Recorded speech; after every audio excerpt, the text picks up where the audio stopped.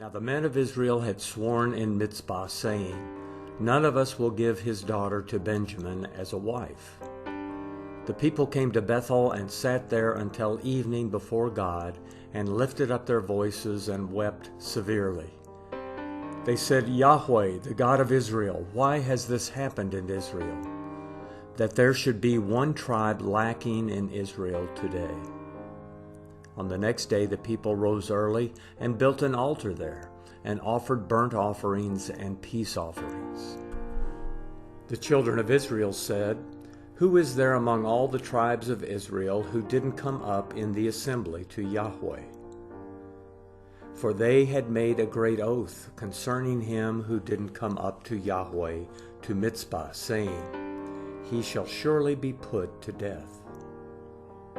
The children of Israel grieved for Benjamin their brother, and said, "There is one tribe cut off from Israel today.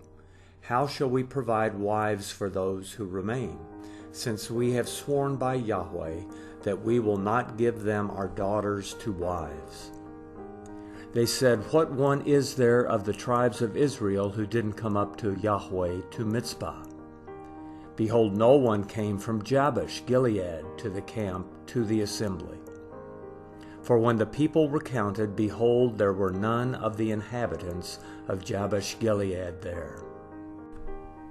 The congregation sent 12,000 of the most valiant men there, and commanded them, saying, "Go and strike the inhabitants of Jabesh Gilead with the edge of the sword, with the women and the little ones.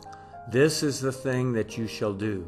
You shall utterly destroy every male, and every woman who has lain with a man."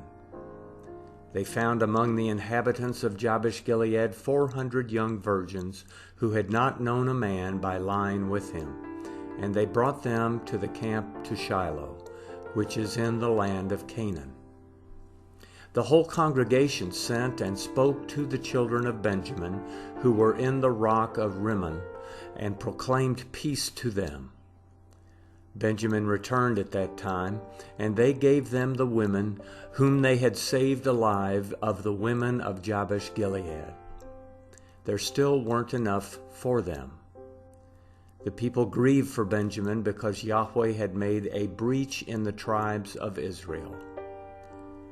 Then the elders of the congregation said, "How shall we provide wives for those who remain, since the women are destroyed out of Benjamin?"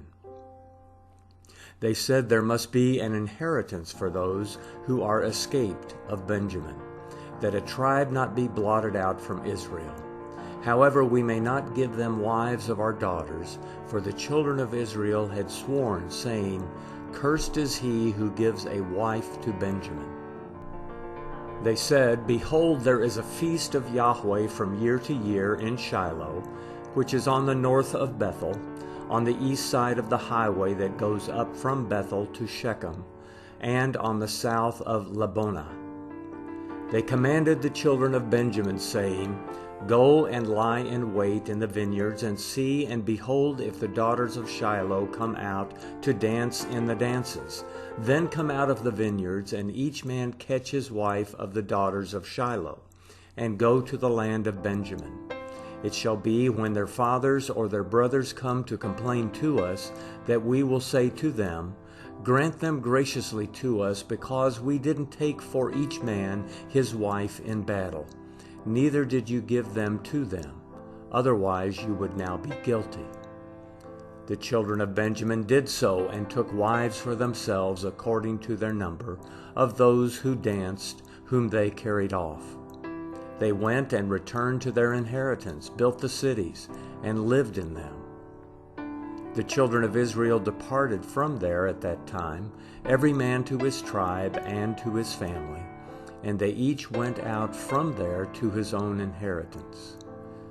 In those days there was no king in Israel. Everyone did that which was right in his own eyes.